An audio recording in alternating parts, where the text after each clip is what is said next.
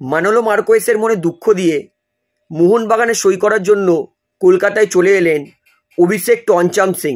একেই হয়তো বলে অতি চালাকের গলায় দড়ি।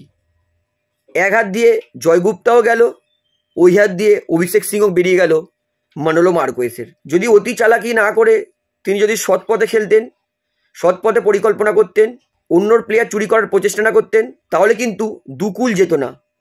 অর্থাৎ এক কুল থেকে জয়গুপ্তাও বেরিয়ে গেল, আর এক হাত দিয়ে অভিষেক সিংও বেরিয়ে গেল। আজকের বিকেলবেলায় কিন্তু অভিষেক সিং তিনি কলকাতা বিমানবন্দরে চলে এসেছেন এবং তিনি মোহনবাগানে এসে ক্লাবে সই করবেন এবং মোহনবাগানের জার্সি পরে কিছু ফটো সেশন করবেন এবং একই সঙ্গে তিনি কিন্তু প্র্যাকটিসও শুরু করবেন।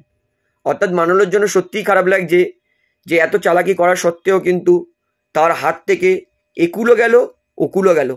তো এই বিষয়ে আপনার বক্তব্য কী? এবং ভিডিওটা শেয়ার করে সবাইকে জানান যে অভিষেক সিং তিনি কিন্তু মোহনবাগানে প্র্যাকটিস করার জন্য এবং ক্লাবে সই করার জন্য কিন্তু চলে এসেছেন।